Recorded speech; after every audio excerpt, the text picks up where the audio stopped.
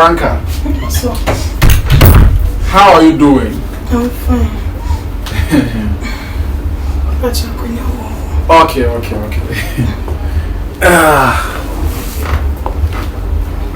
What's your mom so? Oh, and so quite didn't come here. Okay. Thank you very much. Oh, really sorry for disturbances. No, many also. Oh, you didn't come to church today, and so I passed by to see what's wrong, what's going on. And Sister Franca, because one say, "My dear can't catch you." Say, "Nyamia sem na hwe na ina odi akoso." Last week, Oba sorry. Last 2 weeks, Oba sorry. But this week, wama. Into your point church, and I'm saying I have to rush here and see what's wrong.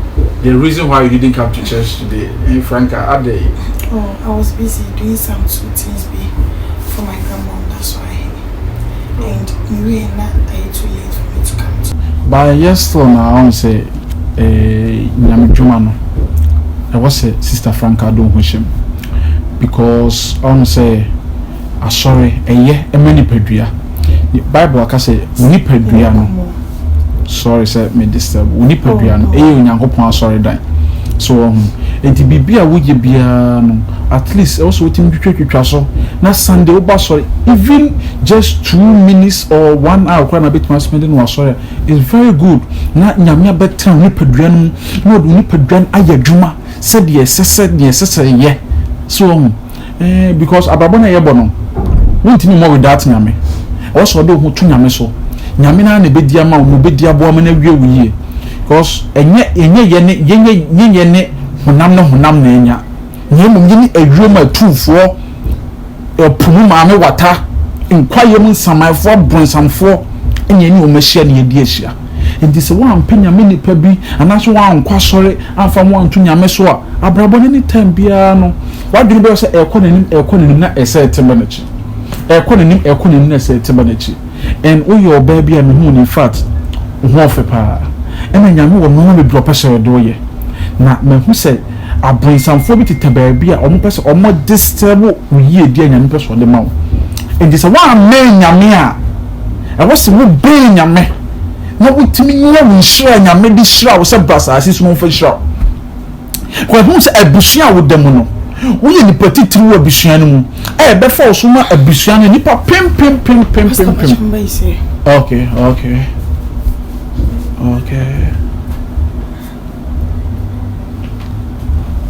All right.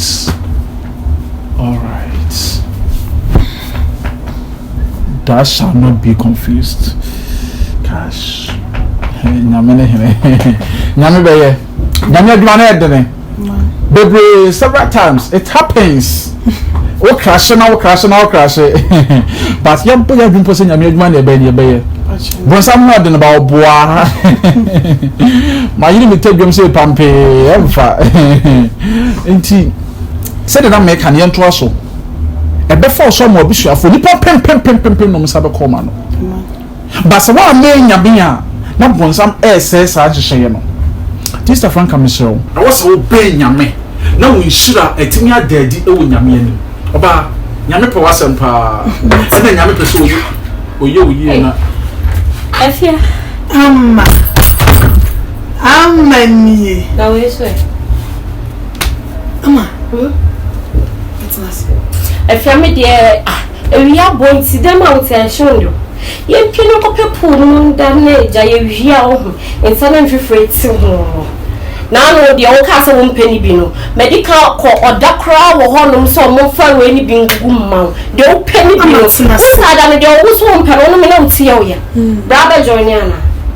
Oba me da se me say wonni me da me so ni mu da ene first time I share na eye manage ye me fe bebre say metimi ya share ai no como ni se so me sofo você me sofo me sofo não cantem se me ya mama o debi na se wa hu nim say la line na ntimi ato so your customer ni customer me nye customer onye customer ene freedom akwane ye dey ha customers for ban ye ji wo mate ka ba twan se na metimi wo na wo da be na akwa asore nya asofo business. With the translating Komaka. Okwana de pie. Nkomo ne nhye nkran a. Obapa mame no woni Komaka. Some of you na say na Sunday one winning. Obeni. Good afternoon. Nice. Oh, so me mabasa me fana me akopu. Na sorry. Amanya nna me na mo trend. Wo na ya chia wo na mbeto ai papa ye so wo ye sofo. So how dey? Dey minimum. Na ho kwa so le ya. Chong. We be.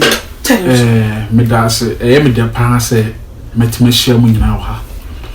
Sister Franca, me sure say wona unfo ne. Very good. Me sofo.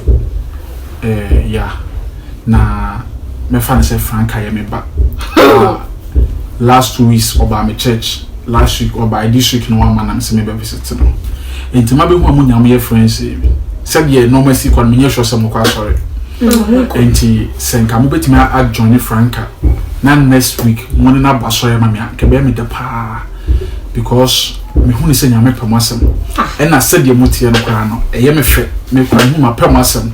Enti senka mo betimi e do abodom na nka next week Sunday mo nyina mama yakọ church akotontom awurade asoma awurade a nkebe awurade papa chicha wonsem so Sunday aye ko Sunday special na Sunday am ko Sunday special bia ni ebedi ana waso ne ajagoro ajade ndu obemi aduane breakfast me awana mama I say nyame asam na obeje no emu odu na eso chen aduane me no beche nyame asam mama wo ho e wo so wotimi de wo hu manyame wo pe baabi de wo kra sie sebi obi ko bosom so de ne kra ko sie obi ko komfo so de ne kra ko sie no obi sam se na won so ehemfa na de wo kra sie na baabi so de wo kra sie obenya dankwa eni so de wo hu bebo nyame wo be kwa sore wo be so Yesu Kristo wo be gina di wo be di agenkwa no adi ehwo na wo se wo pe na de wo kra ko hye mama and yes a Sunday what could this Sunday special mutual special okudware pum na kire se abrabon wo bo smooth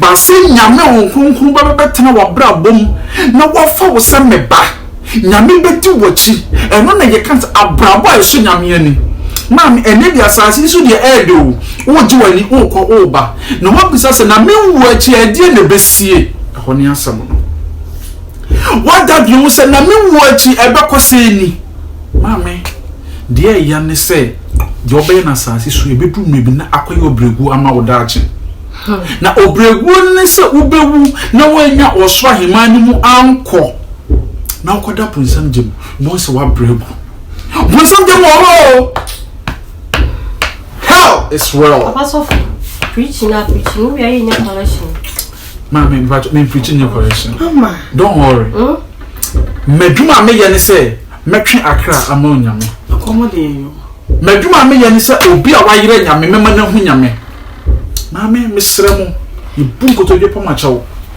mumwa papa so okay fine okay ye yen tisi enua ide bi ye ba sorry na o chan mba ne yakoba akohwie no say yo se ko sa agro ye ni dia no we say ye nim so customer wo de no hu eye hu fi and obi here deliverance na me ne ye wo mi ande mkusu eye no ho adwuma wankasa me wo wura mamu na mu say wo here 30 days crusade because 7 days revival cry angel we yam paibo odi man paibo e wo say ye dwabugu so ye ho adwuma because me wo say chese me condemn to bia ma condemn wonya condemn but me pese me chiro hawa e wo say odo ho manyame enti sister Franca mesere kwan na makoma mkasa nwa bebre enti ema mesere mo next week money sister Franca ema sorry wo dey mo visit them just a day enya hwe wo dey enya hwe jodi bebe bia nyame wo hwa akomam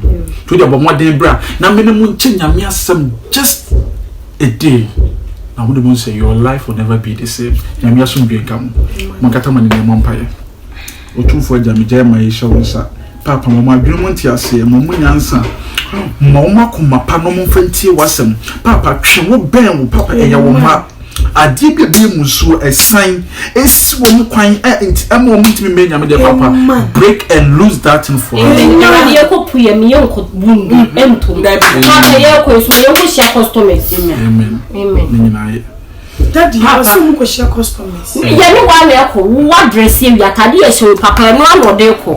Empire so for ne boy nya yetwe mo yesu di. Mesre kwan. Into the next week in Mahimani. Why? Okay. Now make come. Coffee ya wo ji e ma me coffee. Daddy, but you know. Bacho. Je wo ma tadi ode ko. Ni hwe obasi sanka. No mama. Je ni enyo ahiro. Papa so for my offering.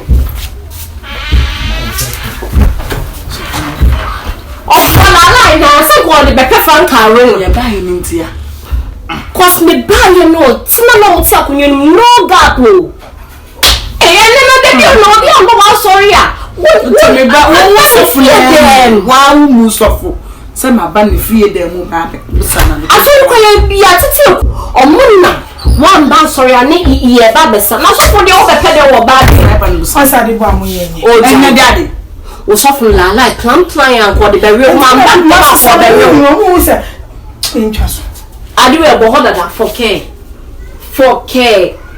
mama we shempa boni yonko wa me de na me nko be o bo akra mama ko din sa no go fridge mu mama ya me so ya wa go o that wani shempa boni yonko entu na me so for shempa boni yonko na me e cha na ejo o ni customer se go o ko fa be pack cars shebesin tu anye didi hu ko da wane mfa ne tonkoje the same se ma se samu oh Debbie so far so me di agon kwa do fine dio what's sa ada ya ga na what's sa dio e ba tum